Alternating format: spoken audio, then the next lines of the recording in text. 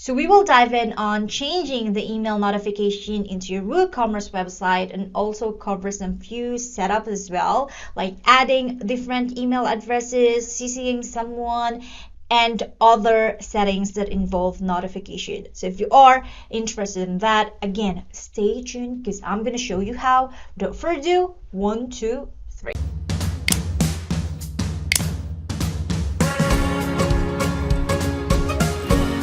If you want to receive a notification on your WooCommerce website, similar with this one, you need to tweak the notification into your WooCommerce settings, and I'm going to show you how it works. And also, if you don't want these designs over here, you can also change that. So this is an example of a template, a new order templates, and there's a lot of templates as well in WooCommerce that you can tweak, and you can also add a notification. If you're using a WooCommerce, you can always see this icon over here, and then just jump into the settings section and go to the emails. So under the emails part, these are all the templates that you can tweak, right? So there is a new order, canceled order.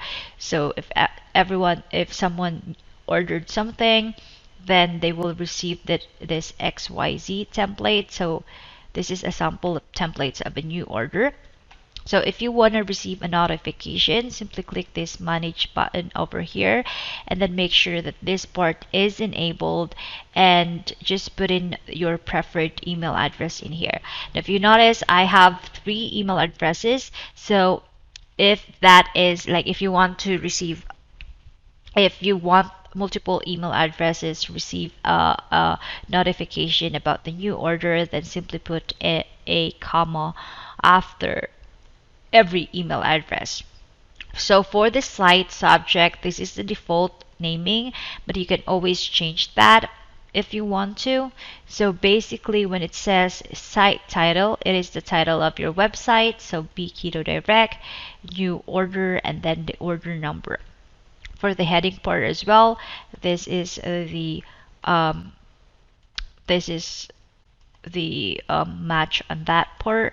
And then congratulations here in here. This is the note. This is note. Now this part here will not be visible, or this will not be received to your customer. So this is basically just a internal purposes or accounting purposes. So under this field, there's so-called email type.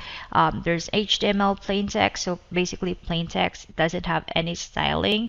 And if you choose HTML, this is the default designs that they have.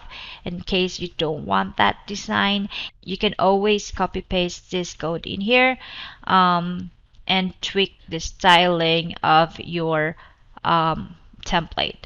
Now, I don't recommend to put that on your parent theme, so make sure that you have a child theme into your WordPress website. So as an example of that, if I go into the theme editor part, I have this child theme over here. I have a folder called WooCommerce. I have an emails WooCommerce and new orders. Now this WooCommerce emails and admin new orders .php is not a default if you use a child theme or you use a child theme generator.